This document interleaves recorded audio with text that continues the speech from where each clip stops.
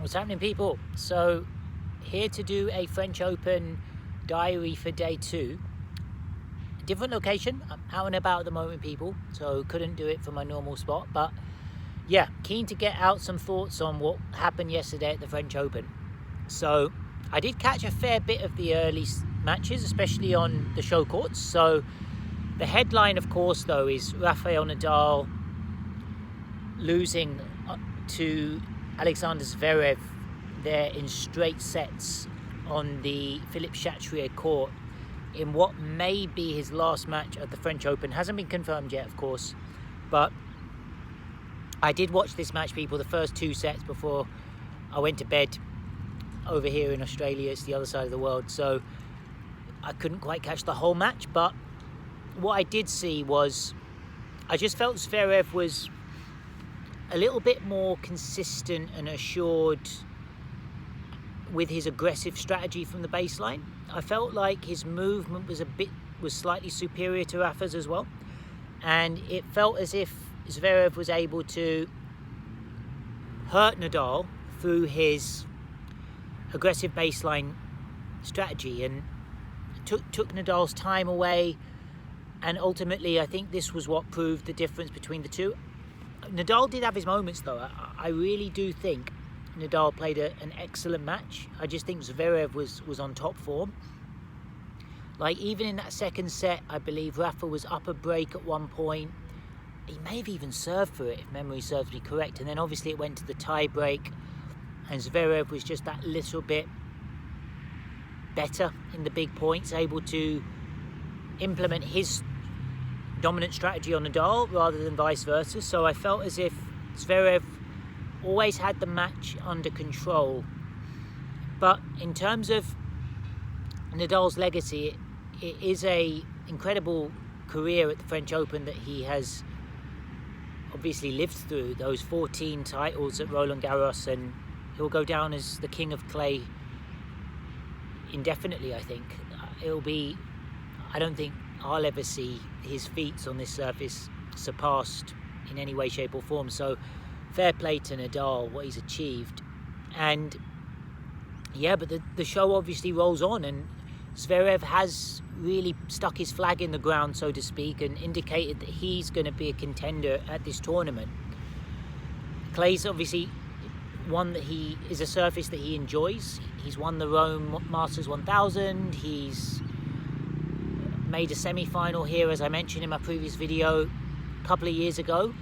So you feel as if he's one of the main favourites for this tournament. He's definitely on a short list of 5 to 10 players that could possibly win this year. It is open though, so who knows how many can actually realistically win. It might be more than we actually think. So fair play to Zverev, thought he was the better player.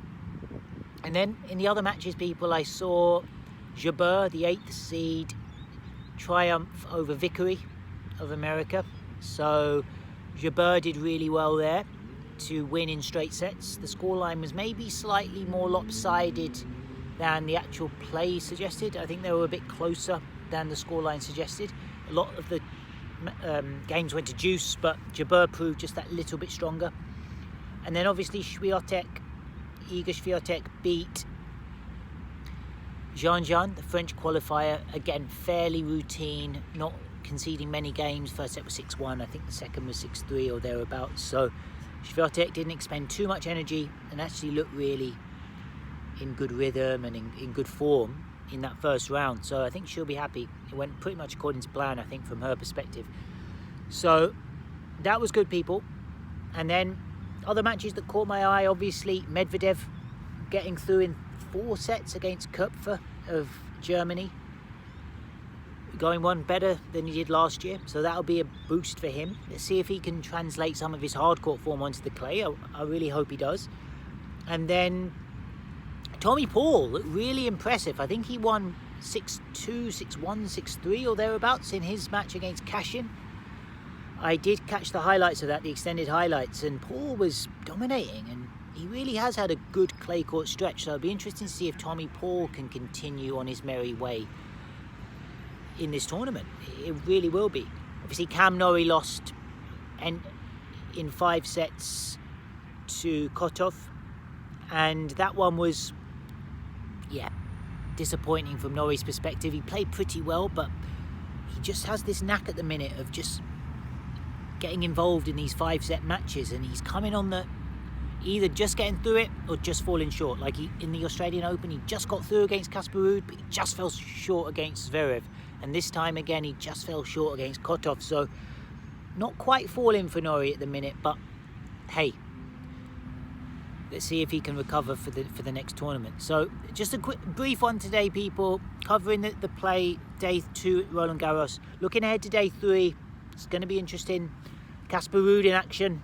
It'll be interesting to see how last year's runner-up will front up in his first match. I believe Novak's also in action today. So a lot happening. Haven't seen the full schedule this time, people, but yeah, those are a couple of names to look out for. I think Coco may even be in action. Sabalenka, I don't think has played yet. So Sabalenka, I believe, will take to the court as well. So a few star-studded names there to look out for, people, on day 3. So yeah, let's keep the dialogue coming, people, as the French Open continues into the 3rd day. All right, people, peace, love.